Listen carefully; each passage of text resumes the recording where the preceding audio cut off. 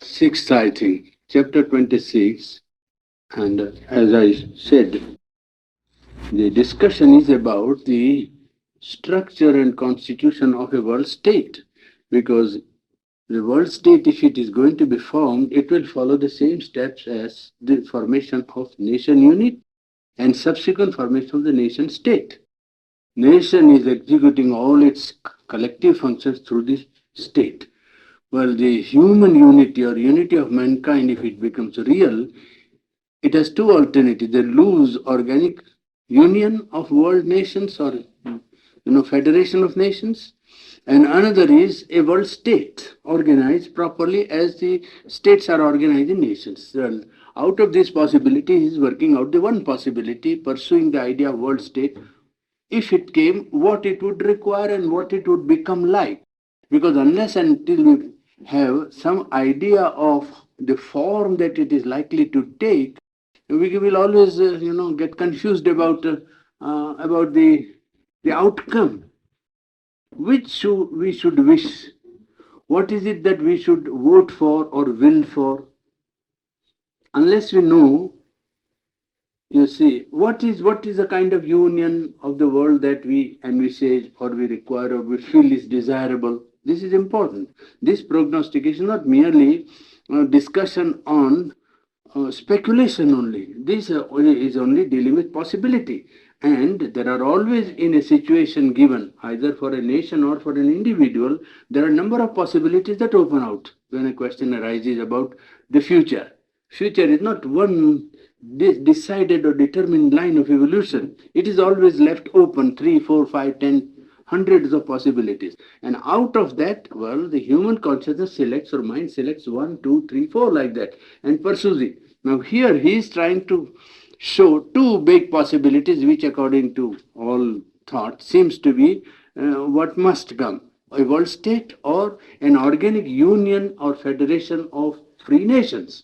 Now, out of them, what is possible? So he's pursuing the world state idea to the logical limit and showing if it became a world state, it would require military centralization, economic centralization, and now today he is dealing with the idea of administrative centralization as to how the administrative centralization will have to be made and gone through, and what would be its consequences.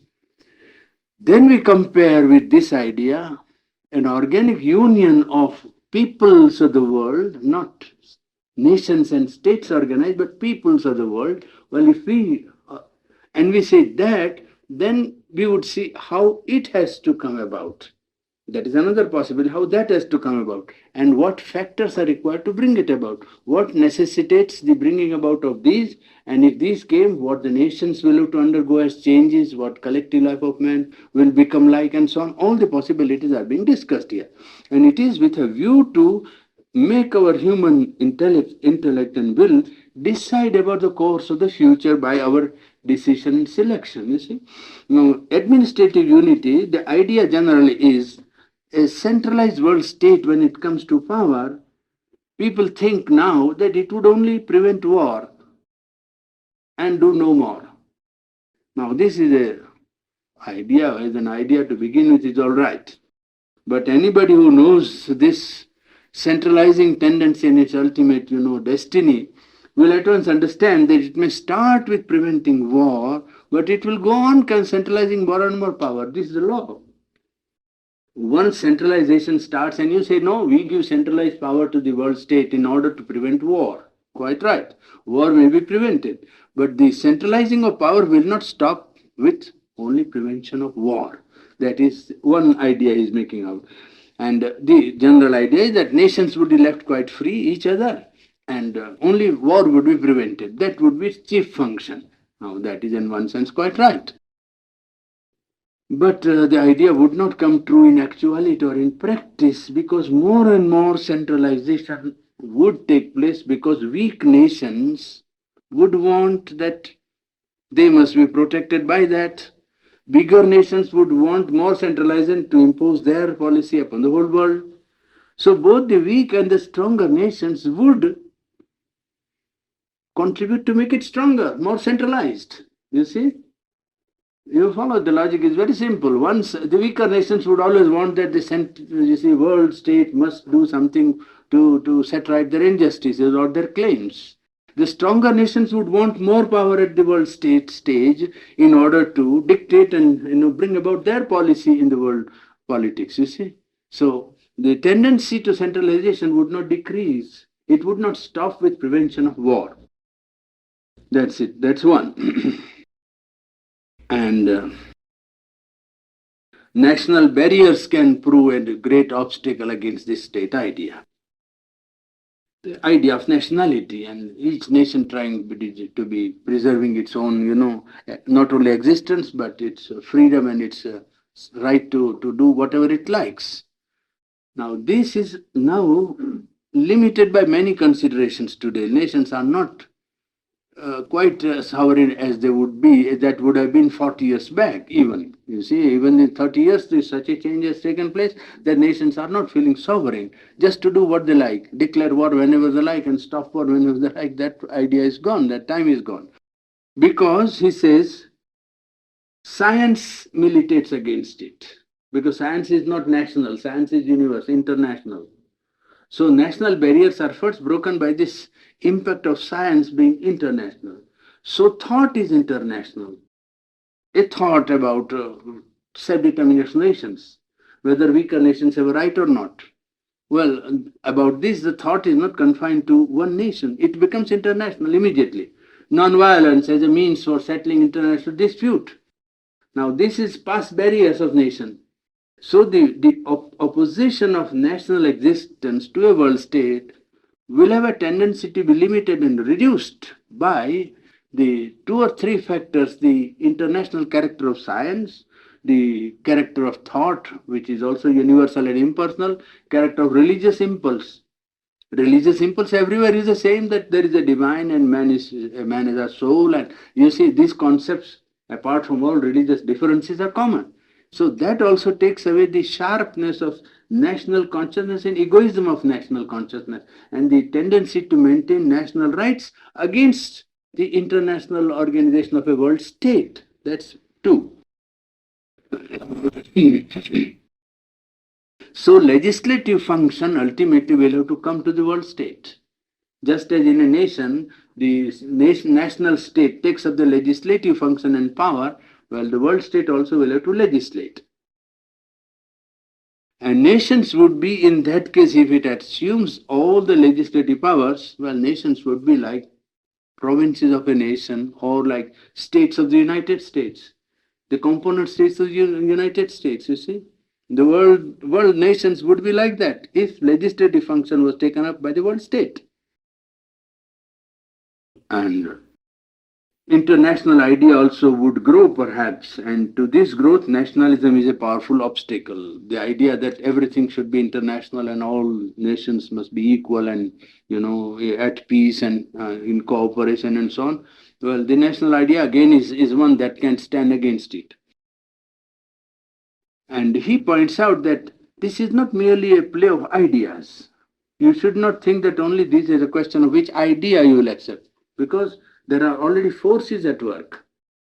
This is not to be decided merely on the plane of mind, an idea, and whether people like the idea or not. No, there are already forces at work which are going to play their part with the ideas. So he says that in the bringing about of the result of this action and reaction, forces are at work and not only ideas. And it is very possible that action of forces may bring about a change in the situation, either in favor of world state or in the favor of world union. You see?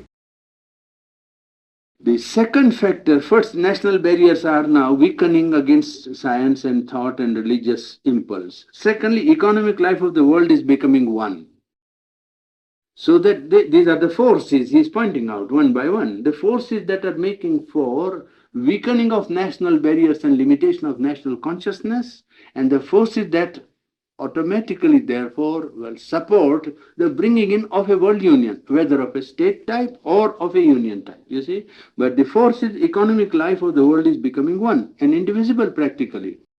And it is not as if the whole economic life had become unified and organized and rationalized. because there are two contradictory forces at work even in this unification of economic life of the world.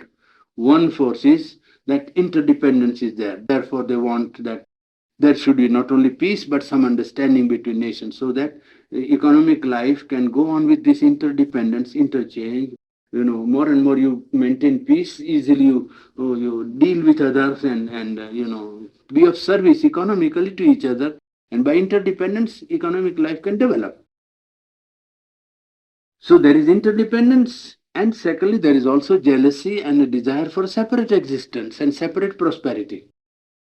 A nation wants to depend on others also, but at the same time, it knows that we must become prosperous. And in fact, they are jealous also of the other nations. So the two forces which seem to be contradictory are at work.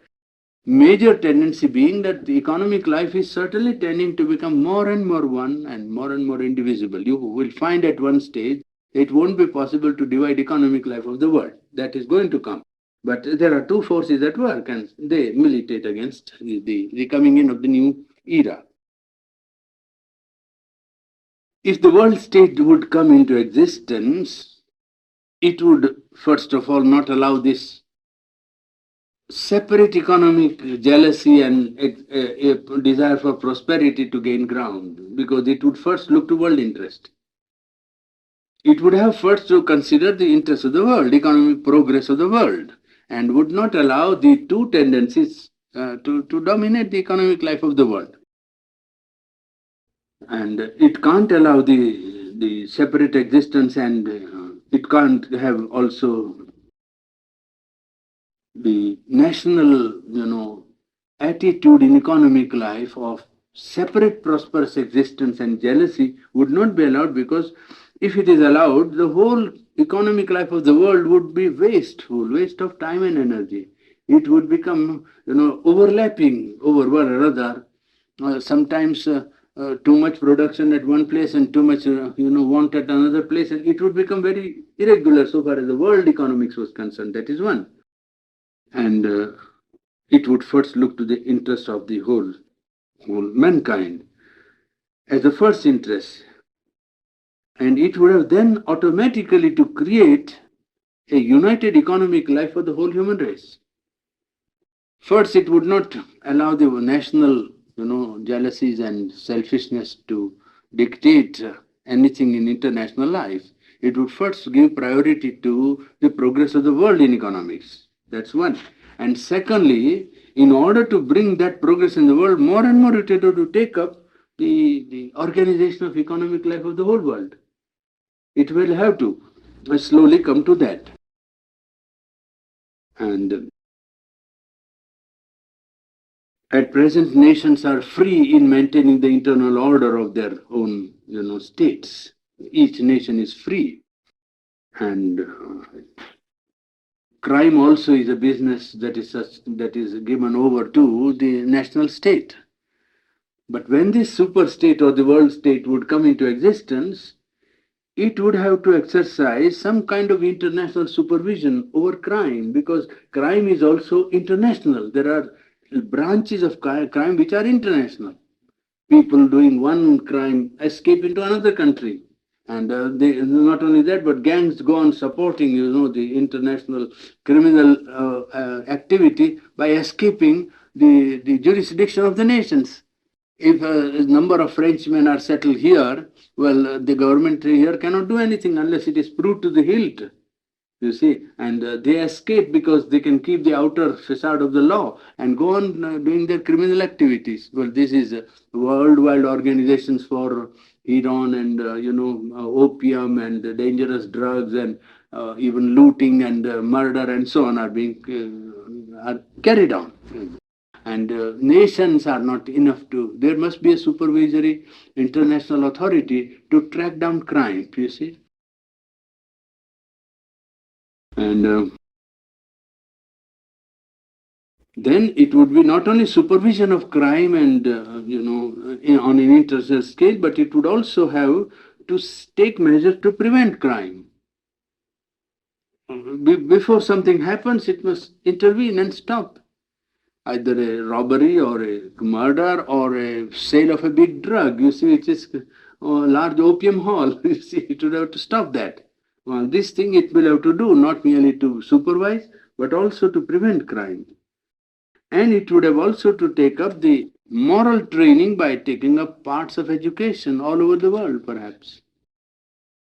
You see, training of the mind of man for world citizenship or thinking in terms of one world. It will have to train and educate people all over the world, either through nation agency or by directly preaching. You see, it will have to introduce something into each nation in order that the people who are national understand that they are part of an international, organization. Thirdly, by eugenics, isolation of weak and unfit and criminal persons and sterilization. You see, it would have to eliminate the undesirable element of mankind which cannot be prevented by any method but mechanical. This brings in the question of, of birth control. And we discussed partly that yesterday or day before, but this question, really speaking, transfers the control of life from life impulses to collective mind. You see, up till now, the problem of population was left to work itself out on the basis of vital attraction and repulsion, vital urge of man's, vital life force. And life force was sufficient, regarded sufficient to regulate the whole process of, population or creation. Now, under present condition, you see, one stage, it is also in another way, it marks the rise from mere vital level to intellectual mental level in the process of control of sex energy. Sex energy now is not left free on its own level to act as it likes. At one time, it was thought that automatic movement of the sex impulse, like the animal world, in which the population is automatically regulated by first man's dealing with the animal, then animals dealing among themselves, and the animals that prey on other animals, they kill and keep the population under control in one way, you see. So that way, as there is automatic control in nature, so it was automatic in human species also. But now the human species is moving, even as a collectivity, from pure vital life into mental life. And therefore, the power of creation or power of using sex energy for procreation is being governed, not being allowed to govern by vital impulse, but by intellect and mind. You see, so that man is trying now to control the creation in one sense. He is rising to, and that is tallies completely with the position of the Gita, where the Purusha is the witness, one who gives the assent and consent. He is the supporter, he is the enjoyer, he is the Lord, he is the dictator, he is the master. Well, the cosmic mind is coming to realize that partly, even in the plane of social life. Even in the plane of social life, they are trying to come to a position where the collective mind is feeling the responsibility of population and trying to dictate as to how the population, the increase of population will be dealt with. This transfer from the mere vital to the mental is a phenomenon which is perhaps not noticed much by people who want to, that whole control should be left to the vital as it was, you see. Now there are also two schools so far as that is concerned. One school is to resort to mechanical and medical methods. And another school says that you must resort to psychological methods of self-control. Men like Gandhi, for instance, would always support that sterilization by artificial means is not correct method of dealing with the problem, or that birth control is not the right method of controlling the population increase. The only method, according to such thinkers or social workers, is self-control. You see, not birth control, but self-control. So, according to the birth control or sterilization are too mechanical. Now, that does bring in a problem of man's psychology in our view. But here, the thinkers who advocate sterilizing and birth control are moved by collective vision. They are not moved by individual consideration. Their consideration is that if you leave it free, normally 8 men out of 10 are incapable of self-control. You see, they would say, yes, you see, and how are you going therefore to see that, you see, if two people out of 10, well, exercise control, the result is a lessening of a higher population perhaps.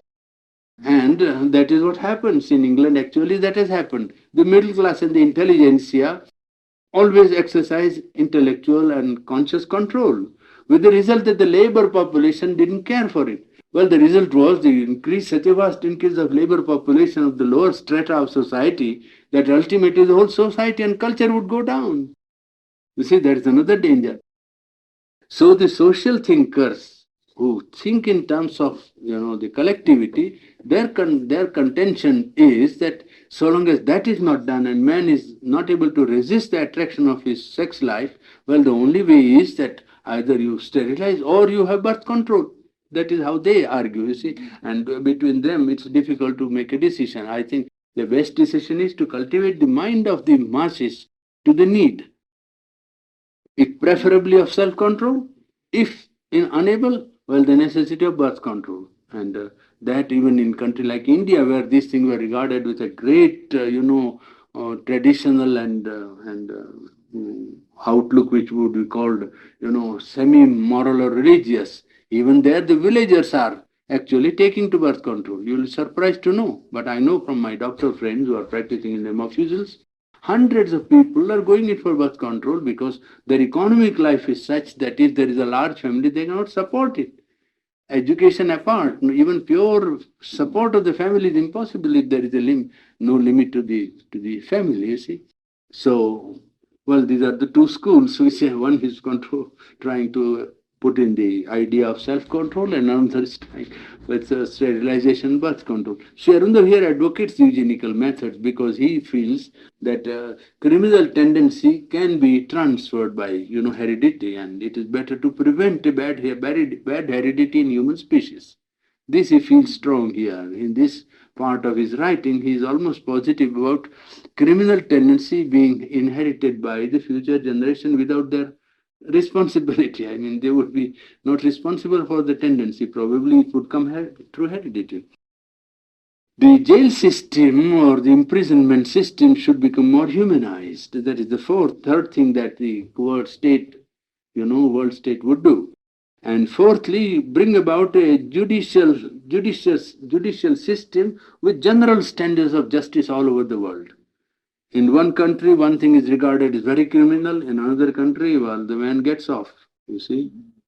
So in France, if there is a woman has murdered somebody who was in love with her husband, well, the French jury will say, oh, the crime passionné. Oh, say it is it is excusable. That's all right. Now, in another country, if you go, even for something, the man will be hanged. So there is not a one standard of justice prevailing. So he says that a system of general standard in justice all over the world, as near as possible, not uniform, but yet the standards must not vary too much, you see. Now,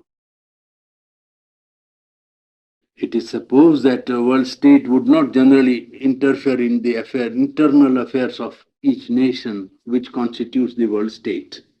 Now, it would not generally interfere because interference would require, again, a machinery of interference. But if there is a crisis in a nation, there will always be a chance for interference because it can always argue that, you see, the maintenance of peace is necessary for maintenance of the world state, is it not?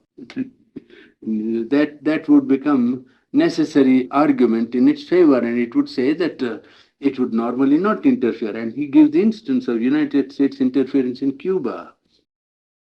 You see, that it could interfere just as a big state interferes in a small state. The world state would do the same. You see.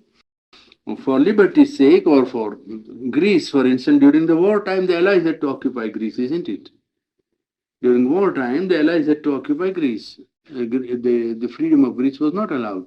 So, well, they can always say the race has a common interest in the internal affairs of every nation. The whole race has a common interest in the internal affairs of a race, of a nation. And with that,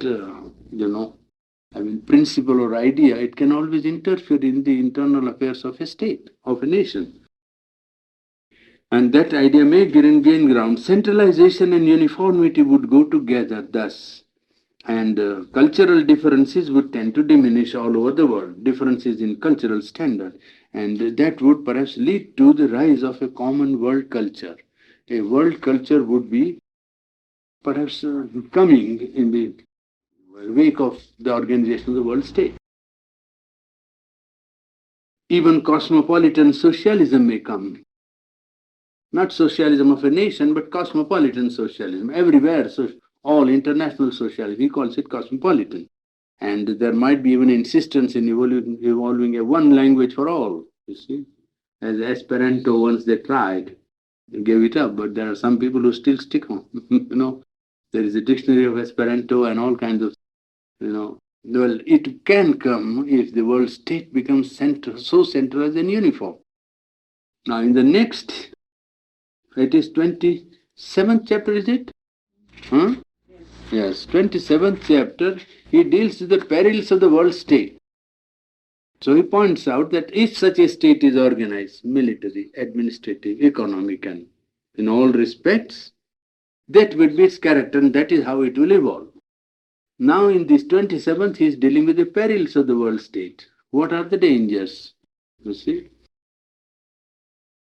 This world state idea, in fact, he says, represents the modern mind at the highest point of its self-consciousness.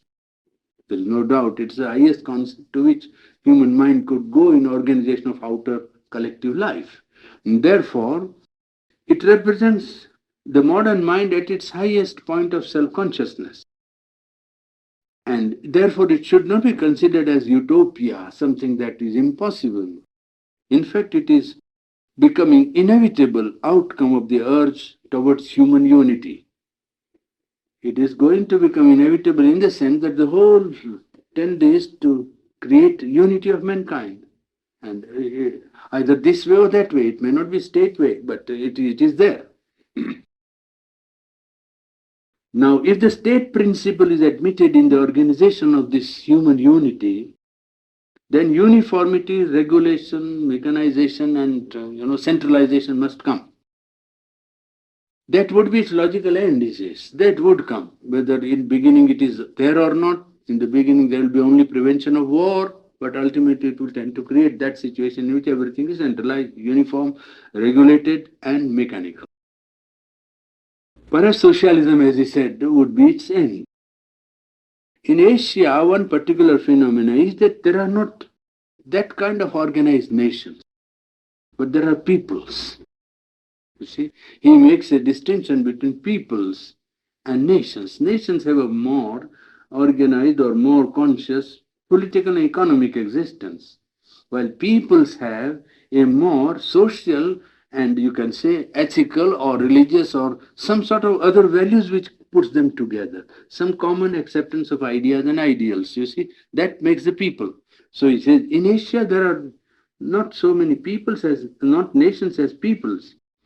And if all mankind, means all the nations of mankind can preserve that instinct of the people, then a single human people also, with free association of the units, is possible. That can come about. Here, complete centralization is one peril, one danger. Interference in nation also a possible interference second. Tyranny of the whole over self-hypnotized, of the self-hypnotized mass over its constituent unit is quite possible. That the whole international group would not tyrannize over one or two nations is not inconceivable. Because if you see a nation that has dictatorial power or has a state socialism, it does not hesitate to crush the freedom of the groups. It was illustrated in Russia. You see, in Russia, the what he calls here the tyranny of the whole or self-hypnotized mass, whole mass, can always, tyrannize over the constituent groups. That's what they did in Ukraine and White Russia and all the parts that were not falling in line with the Russian line of, thinking along socialistic lines or communistic lines. And so it happened in Italy also. The same thing happened in Italy. In Italy, in the fascist regime, well, the whole did, crush down the freedom of the groups. So that can happen in the world state and union that might come about. And to say that democracy is a guarantee for individual liberty is not right. Because when a monarch or an absolute power, dictator takes away power, the injustice is flagrant and immediately seen. But in democracy, when freedom is taken away, the individual is more helpless. Because the argument is that it's democracy. And democracy can do it more effectively, absolutely more effectively. So democracy is not a guarantee against, taking away the liberty of the individual. And such a state would have to give, at least if it is democratic, freedom of speech, freedom of thought, and freedom of association. And what it would do in that case is, to control the freedom of thought, it would try to control education. It would try to control education, indoctrinate the younger generation with its ideas, so that when they come to think, they will think only what the state wanted them to think. It doesn't last for very long, you see. It can last for 20, 25, one generation, and then 25 years for one generation, but can't last forever. It didn't last in Russia. You see, they tried to put down books that wrote something which would mean, ultimately against communism, or something that did not agree with communistic ideology. Well, those books were banned, and people were, books were not allowed to sell. In fact, I think somebody who wrote about evolution was not allowed to sell his books. See, that became a public case and so on. It came out in international literary world. Now there, the ideas of the writer were not in keeping with the ideology of the communistic state. You see, now that is what might happen. He says that in order to control the thought, they might control the education. But even after education, the human individual might revolt, because you cannot hypnotize the individual for all time. Yes, for some time, 20 years, but 30 years it can submit, and then afterwards the individual will find out. And there will be outside public also. One reason was the outside world was there, which was all the time, giving its free opinion about whatever Russia was doing. And those people are bound to know that certain people who have intellectual probity or honesty are thinking along different lines. So then naturally they will also have to think. That is how Stalinism had to be given up, you see. It had to take such a long time, but ultimately Stalinism had to be given up. The apotheosis of a leader of a nation by absolute rule and tyranny, well, that had to be given up. How many people went to gallows for that? So many people were shot, is it not? I mean, one by one, the leaders of each party was got rid of, simply because they didn't want any difference, any opposition. The steamroller must go on. That was the idea. Well, steamroller did go on for 30 years. And then afterwards, people who were crushed under it and who escaped something of it had to say, well, this is not quite right. Come in. Come in. Sit down. Come here, there is seat here. All along. So, we are discussing about the perils of the world state. We are going through ideal of human unity, and we have covered about 27, 8 chapters. So, we are going in for this idea, perils of the world state, and 3 or 4 perils have been already counted, and we are coming to the end of that idea, where the freedom of speech, freedom of association, and freedom of thought will be given if there is a democratic constitution. But given even the freedom of speech, thought, and association, the state can always dictate the thought through control of education and training, you see, by creating cultural values favorable to its own outlook. And that is what it can do. Even if somebody escaped this dictatorial, dictation of thought through indoctrination by education, an individual can rise and revolt. In that case, he will be an anarchist, isn't he? We will plead only anarchism because now the highest organized state is the socialist state or communist state. I mean, the one in which every activity of the individual is dictated by the wisdom, collectivity, and the knowledge and plan of the whole state. State is working out everything for the individual. Individual is not allowed so much to think and bother about him because everything is thought out for him. Well, in that case, when he finds that the thought and indoctrination is not convincing, he will rise in revolt and say, no state is required. That will be the logical outcome of human thought. Would a state allow that is a problem. Would a state would say that now state must be liquidated, isn't it? Well, that would be the result of freedom of thought. First, the freedom would be restricted by control of education and indoctrination. But if that didn't work and somebody said, well, state is not necessary, what would the state do? Would it allow this freedom of thought? And he puts a question and says, well, you have to answer this question if you want to go in 2 points he is making out. That the union of human race has become a practical necessity. And there are 2 possible, forms which it is likely to take.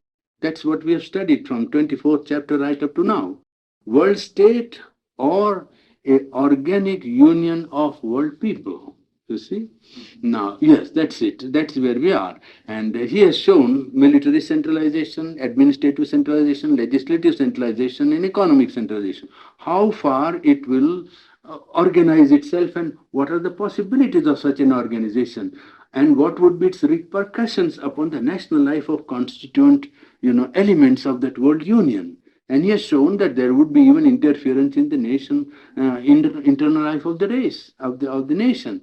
It could also do many things which we have already gone through. And now, in the 28th chapter, he takes up the problem of diversity in your oneness or uniformity. Unity, diversity in unity. Diversity in oneness. Now, he says that unity is an idea which is not at all unreal or arbitrary. Unity is necessary. When we plead for and try to give arguments about the world state and its organization, we do not say that because there are dangers, let us not have unity. That is not the point. Point is unity is essential. In fact, the idea of unity is not at all arbitrary. Unity is the very basis of existence. Without unity, there will be no life. All life is based on unity. You go back to the past, to the lower strata of creation or the whole cosmos, and you will see that the whole creation there is based upon something that is a unifying element of life in the vegetable kingdom, element of life in the insect and the animal kingdom, vegetable kingdom. Matter itself, you find a unifying element of energy pervading everything. So unity is the basis of existence. But then uniformity is not the law of life. Unity is the basis of life, but uniformity is not the law of life. Life exists by diversity, in fact. Life does not exist only by unity. Life is based on unity, but it continues its existence by diversity, differentiation, variation, a necessary change in the form and functioning. It insists that everything, even while one with all, in its universality, shall, by some variation, become unique. And that is the working out, as we saw from Life Divine Study when we finished that study, the coming down of it is really the practical application of, you see, the manifestation takes place of an omnipresent reality which is triple, which is not divided into 3. It takes 3 positions. It is triple. it is seen in three stations or three statuses of itself: the transcendent, the universal, and the individual. This is one. This is not to be considered as if there were three. This makes the whole process of creation or the movement that we see as the world or universe. So, in it, there will always be an insistence on creation of the individual. Uniqueness. In the whole process of universal creation, there is no repetition. There is no coming to an end of the power of variation and creativity. Infinite power of self-determination.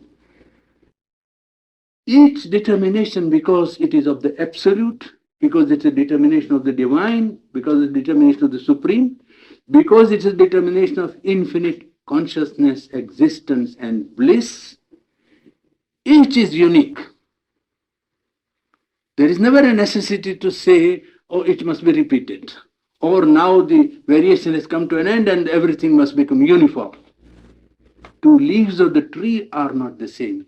Uniqueness is driven to such an extent in the constitution of the cosmos that two leaves, even of a same tree, have not the same outer form. It always differs. This uniqueness, you see, is the basis of individuality, and it is that which makes, well, you call it, there is no creation without that. The uniqueness is necessary.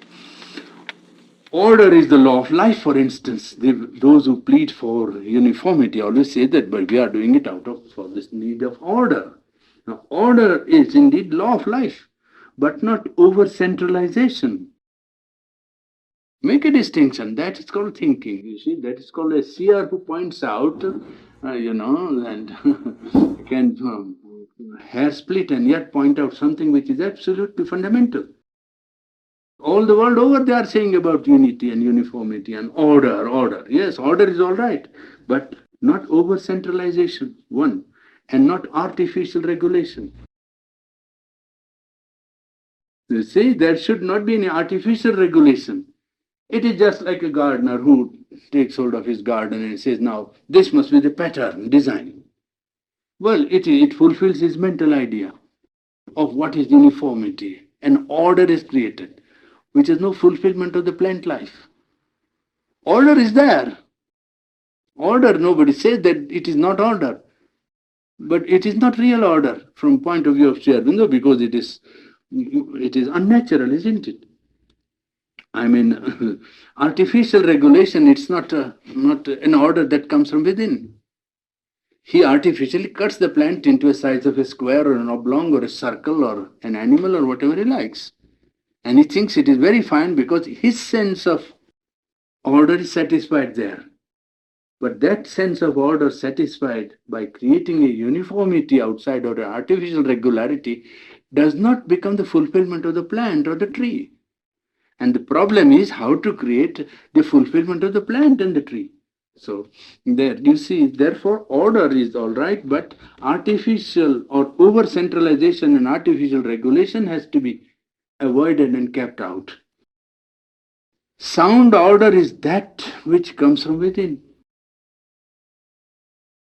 as the result of a nature that has discovered and found its own law. It finds this is my law of development and it follows that order is correct order. Therefore, the truest order is that which is founded on the greatest possible liberty.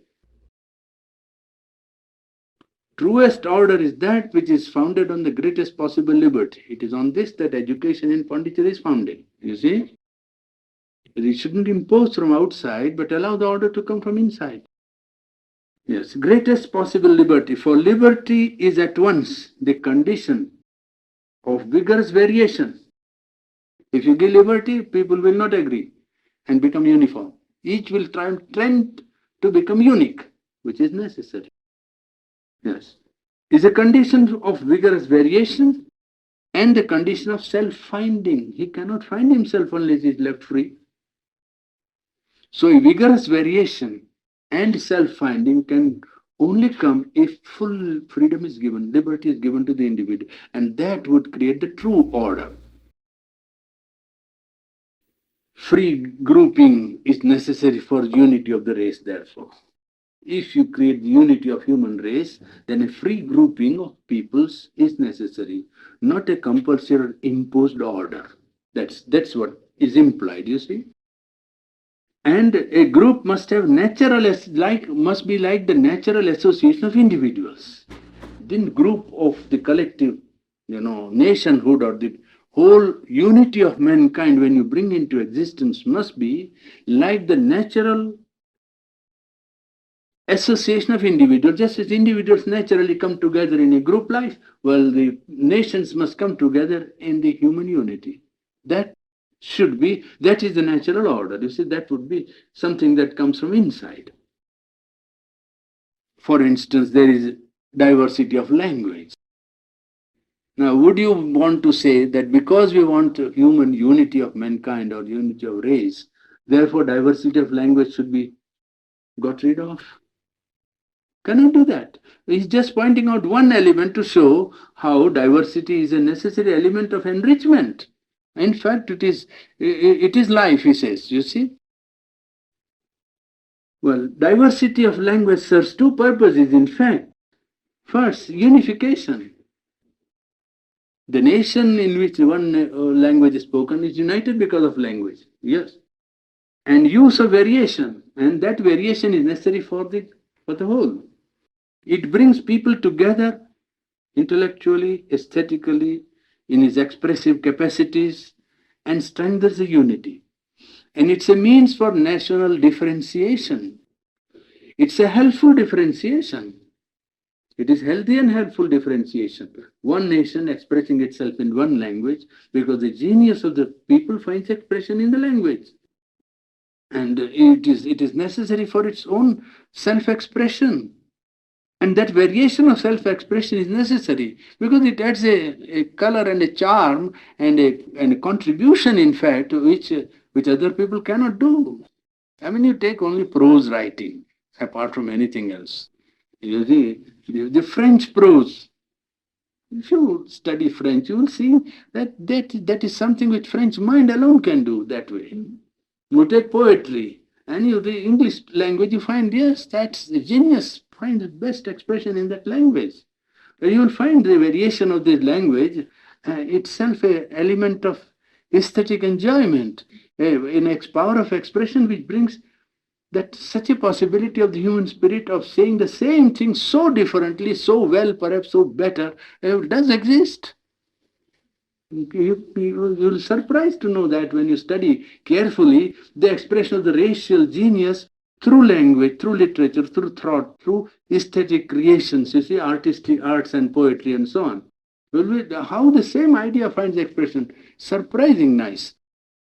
And that is a source of a greater enjoyment because it's a coming of delight in a form which maybe the origin may be the same or the nature is the same, but the form is so different that you enjoy it for the uniqueness of the form. You don't care for the unity of the substance is all over. Perhaps somebody will say there is nothing new under the sun, and yet every day everything is new under the sun. Every day everything is new under the sun, you see. So you find that most remarkable thing in the expression of the racial genius in the medium of the language. And he says that that's a variation which is necessary, and human unity should not think that if languages are not one, we cannot become one. That's the point he's driving. For each language is a sign and power of the soul of the people, which naturally speaks it, and each develops its own spirit and thought temperament in the language. Therefore, it is of utmost value to a nation, to a group soul, to preserve its language, to make of it a strong and living cultural instrument. A nation or a race or a people which loses its language cannot live its whole life or its real life even. And this disadvantage is to its own life at the same time an advantage to the general life of human race. It is not merely that it is advantageous to the race, you see, which speaks the language. And then he gives an instance of how this language, plays a part in the unit committee of nations. He says the British Empire, you take colonies. They don't count much in the culture of the world because they have no native culture, and because their speech, the fact of their speech, well, they are always regarded and have been acting up till now, at least, as provinces of England. That was true of even United States till yesterday. That nobody in Europe, at any rate, here, whatever might have been, thought seriously of the literary and cultural contribution of America through language. Through political, economic, and international life is quite different, but in language and in thought, well, except he says two or three big figures, it was always a province of some other culture. Which so language plays such an important part in the expression of the racial soul. Modern India is another striking example. You see, nothing has more successfully prevented her self-finding and development under modern conditions than the overshadowing of Indian languages and as a cultural instrument by the English language. That is true. Till yesterday, the Indian, you know, 14 languages were almost, under a sort of a ban in which they couldn't progress and develop. What developed was in spite of the pressure. If a Tagore came and if Bengali literature became up to date or Gujarati literature became up to date, it was because some great fellow came and broke the bondage, you see, and refused to go admit the enslavement of the foreign instrument and refused even to use English. Gandhi, on the side of Western India, never wrote to any Indian in any other language but Indian. Either it was Hindi or Gujarati. Never wrote in English. For some, I don't say it is wonderful good, but it was necessary. I mean, it points out the situation of the time. Tagore never wrote to anybody in India except in Bengali language. If he was a Bengali, always in Bengali. Never wrote in English. They had to make rules because the domination was such that your language is not fit. Now, they are not fit, some of them, because of that very depression. If they have been allowed to develop, they would have certainly come up to date, at least become much better than they are now. And it is because some genius or some people took up the racial, genius into their own mind and decided to express everything in their language that you have some literary efflorescence which is really unique. And we would have lost it if they had not expressed. If Tagore didn't write in Bengali, you wouldn't have the contribution that is for the world, because he couldn't have written that in English. You simply compare Gitanjali in English and Bengali and you will see the difference. Absolutely, you cannot say that it is the same. Central core he has given, the idea he has given, but it's in art it is the form that is almost 90% of the thing, you see. And you cannot make that same thing, no. English Gitanjali is a good rendering, new substance. Artistic form is not there. Cannot say. But the same thing for everybody. It doesn't mean that therefore you must become, people blinded by linguistic pride or egoism, which is happening in some parts of India even now. You see that some parts are taking up cudgels against other part on the basis of language, as if language was not a unifying force but a dividing force. You see, human egoism is such a collective ego that it can take up any good cause and spoil it. You see, and that is what has happened to this linguistic, quarrel in India. For the matter of that, there are people pulling one side for Hindu and another pulling for another side and so on.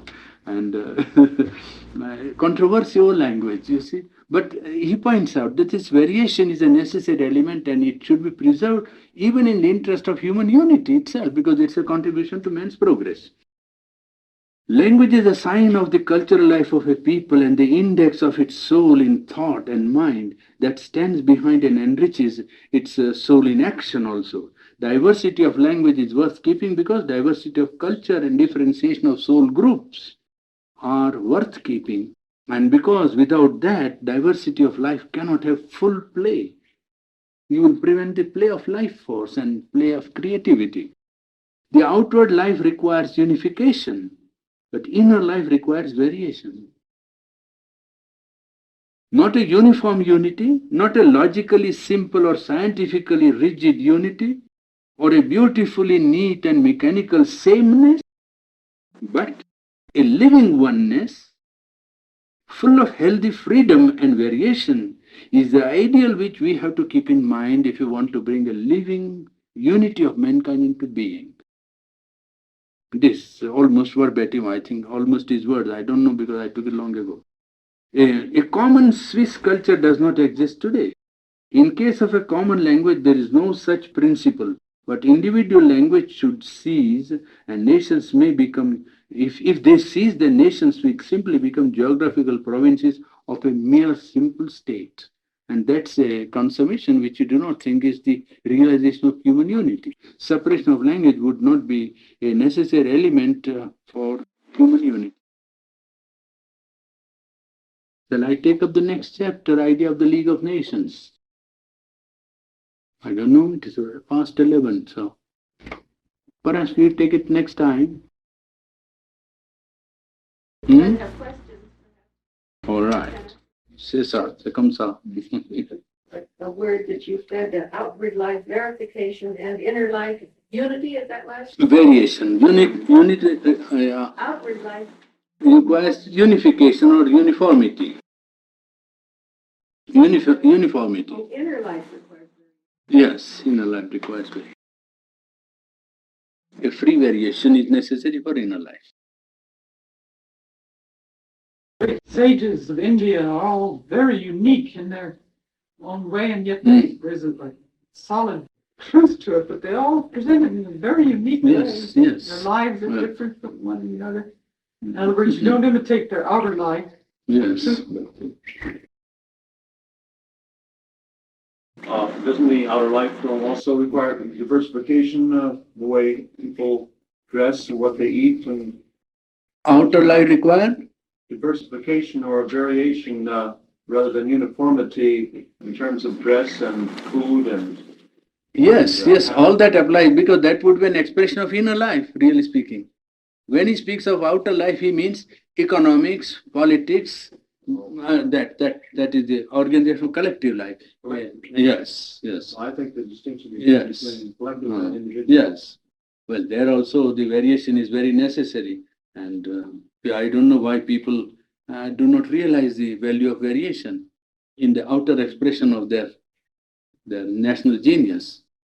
Why, for example, do even the Buddhist monks or any religious group always insist on the same clothing, the same food, and everything the same? Yeah, that is to mark them out separately from the social, order, to mark them out as if they are dedicated to one cause and so on. That wherever your group life is dedicated to a cause takes place, an outer uniformity to impress and to discipline also, that is disciplining themselves and also getting the impression to the outside people of the character of their group making, you see, either religious or political or military or social and so on. And to make them complete equals. Yes, make not necessarily equal, but mark them out as a group in a larger collectivity, a smaller entity in a bigger collectivity. Think that's desirable in ashram life or any other? Well, it should be voluntary, if at all allowed in a collective life of a spiritual center. It should be voluntary. It should not be an imposition from outside.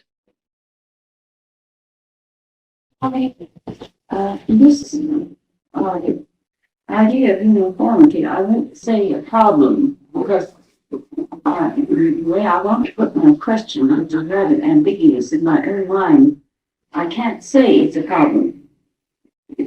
So if the spirit inhabits the form, you'll say, in a large measure, collective sense, the spirit inhabits the form, we'll say, in the, take example, modern art. If modern art is, the modern art form is abstraction, is there for a purpose. You see, the spirit is utilizing, let's say, that form, no matter how imperfect it may be in the hands of most individuals.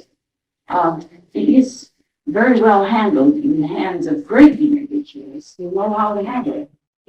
And is a breaking away from old art forms, and when the spirit has utilized that form to its fullest advantage, you believe it. Well, how are we to distinguish between the vital intelligence, I mean, the universal consciousness inhabiting form, as they, and the man-made uniformity. For instance, No, you see, the thing is this all ideas which man gets, intellectual ideas, your question is you want to feel the difference between or see the difference between the working of the group consciousness and the idea which the individual gets about the group consciousness and its working, is it not? Something of that type, yes. Now, whatever idea the individual gets is really the working of the collective consciousness. The difficulty comes in when passing through the individual's mental consciousness or mental atmosphere, it takes up a form. And that form gives it automatically a limitation. Take communism for the matter of that. Now, there is a great truth behind communism. Not as preached by somebody who made a theory of communism, so yes. But if you go behind, it is equality of soul, and in fact, it is sameness of the divine in each. Not only equality of soul, but one divinity in all, and one equal divinity in all. That is the basis. It is from that, now, from the collective life, the collective consciousness, the universal consciousness feels or felt that this impulse or this working was necessary for social reconstruction. So, world idea or world force, when people are trying to find what should we do? Now, capitalism is doing this is injustice. One man is earning a lot, all the laborers are doing and getting nothing, and so on. When the fermentation is going on, the idea from above tries to come down and say, no, all are equal and all are equally divine. Now, that is what it wanted to carry out in life.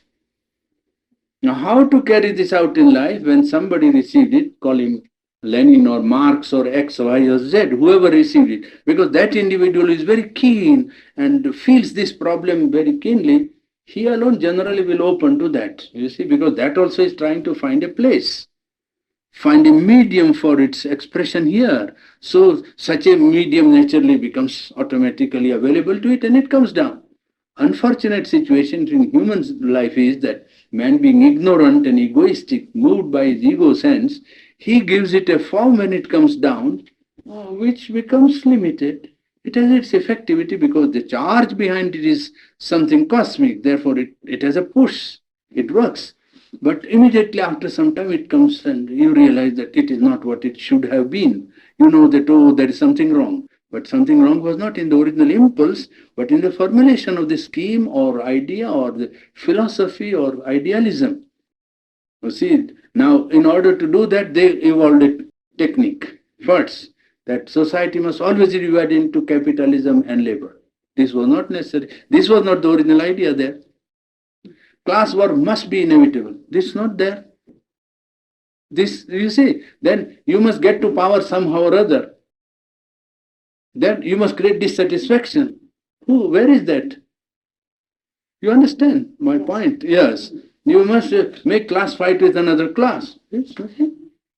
The more poor people are, the better it is for you because you will get at the power.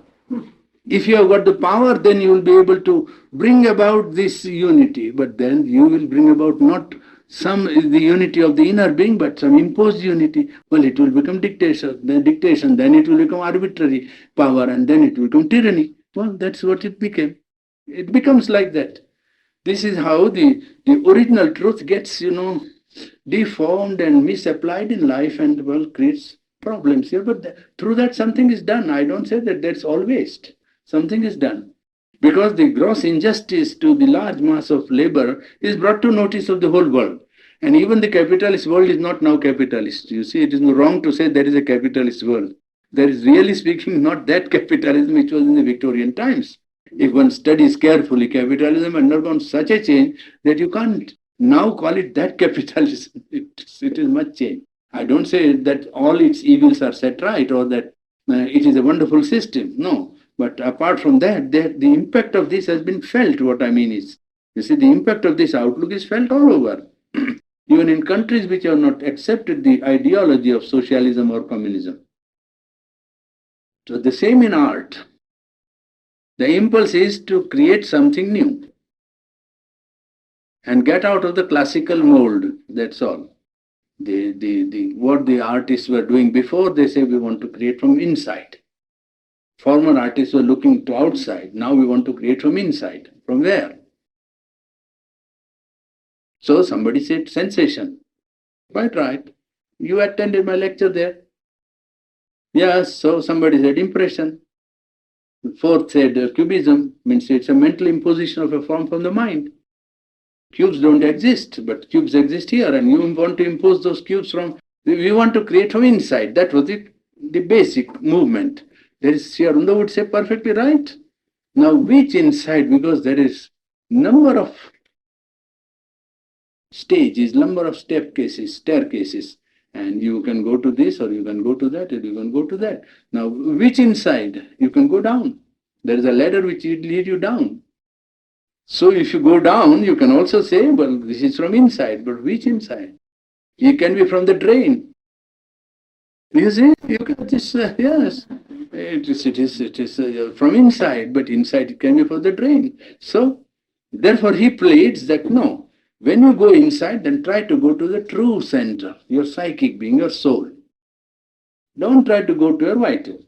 You may do great things and mighty things if you go to the right, even vital center, because vital is creative and a very powerful instrument of expression. But that would be also a creation and very good creation. But if you want truly to create, I mean from inside, the best is to retire into the psychic being, the soul, and take the inspiration from there and create. Then you will see that it is not from below or horizontal level, but from above that you have to bring down art. Then you have to rise to a plane of intuition, a plane of inspiration, or a self-existent plane of harmony which already exists. And contact that plane and make an opening in your consciousness to that plane, or call down that plane to come down into you. Then what you create will be truly something from inside, you see. It may be an abstract form, it may be concrete form, it may be anything. But that will be worth, creating in the world of art, because that will be really harmony and beauty brought into this world. Not an effort to be new, and because it is new, therefore it's genius, and it is marvelous because it is not common, and because nobody did it before, therefore it is wonderful. All those common ideas which are prevalent in every young boy like David coming and painting something and saying this is a work of art. Well, it's all right. He can satisfy himself. The world of art is impersonal. There is a perception in man, and the perceptive capacity or faculty of man must appreciate it also. If art is communication, then one has to see whether he is able to communicate, or whether there is anything worth communicating. Simply because the form is new, it is not aesthetically justifiable. No, not at all. That is the trouble with all arts, not only the outer. All arts are now in a cauldron, because there is such an upsetting of values of aesthetic enjoyment now, that everything is upset, and that way sometime it will be like that. The highest fulfillment of art, of the various arts, the highest fulfillment of the arts. Well, to create divine beauty, to bring down divine beauty on earth. Can you picture it through the integration of the arts, music, dance? It depends. Each art has its own fulfillment, you see, because each art takes up a different medium. And the expression of the art will be through the medium. So it will have to conform to the technique of the medium also. You see, the same thing expressing itself in stone will not be the same as expressing itself in color, or expressing itself in poetry, or expressing itself in dance. You see? Can they be integrated together though into a kind of? Well, as yet there is no human being hasn't got such a versatility as to equally command all the instruments of or media of self-expression. Even I think one of the rare geniuses like that, Leonardo da Vinci, for instance, you see. Now you can find that there was something that went into science and went into mathematics, went to painting, went into something else and so on, and created something. But even then, perhaps one would have always a limitation, because human being generally has a formulation of nature in which certain faculties are more developed automatically by past evolution or by choice than other faculties. And an integration of art for the sake of artistic expression doesn't come to an artist easily, because the medium which is his he is so much absorbed in it that he cannot put himself out and think of something else, you see. The medium so much is his own, the way in which it comes down is so spontaneous that for anything else he would have to make a very tremendous effort. And unless he happens to be versatile like Sri Aurobindo, but you can't take Sri Aurobindo as an example.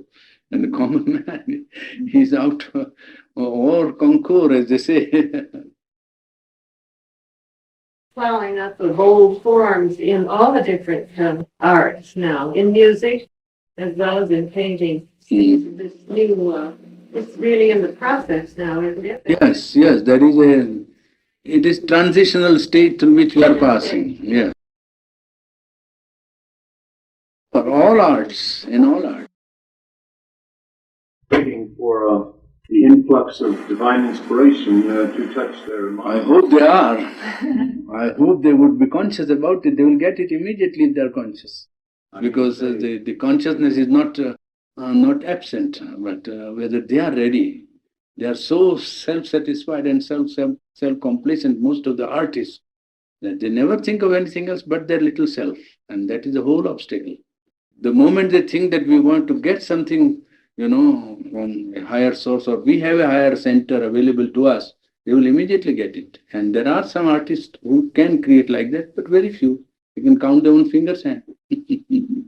I suppose you've heard of the term cosmic art, which has been applied to this type of artistry of the art of the future and from the higher. Who? Dr. Well, the cosmic art. By Dr. Piper? Well, there is a book that he wrote. He is writing now. He is writing, yes. Yes, he's completing the book. I think he's writing the preface. I know him. You read The Hungry Eye that he wrote? Yes, I know. I have. So you are aware that there is this, throughout the world, there is an artist here and there who is tuning in and already beginning to... Yes, but that concept of cosmic art is that all over the world, artistic impulse is at work. That is the basic idea. That is true. There is a fundamental truth behind it. That art is a cosmic, expression which takes place in different, mediums and different places, but it's a common impulse. And I think that is almost axiomatically true, I think. When will his book be out, Brother? I think it must be very ready almost, because he said he was writing the preface.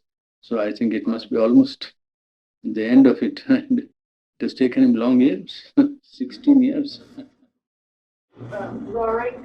Yes, I've seen his paintings. They are quite a class. Nice painting so far as the mountain scenery is concerned, and the use of color. Wide patches of color and transparency of color. Reflection of light and transparency of color, and rendering of mountain as a conscious thing is a special contribution of Rorick. What do you think of his teaching? I don't know his teachings. Oh, you know. He was for world union, that I know, that much only. National unity of mankind. That was one of the things he stood for. I saw him once in Pondicherry, but didn't meet him.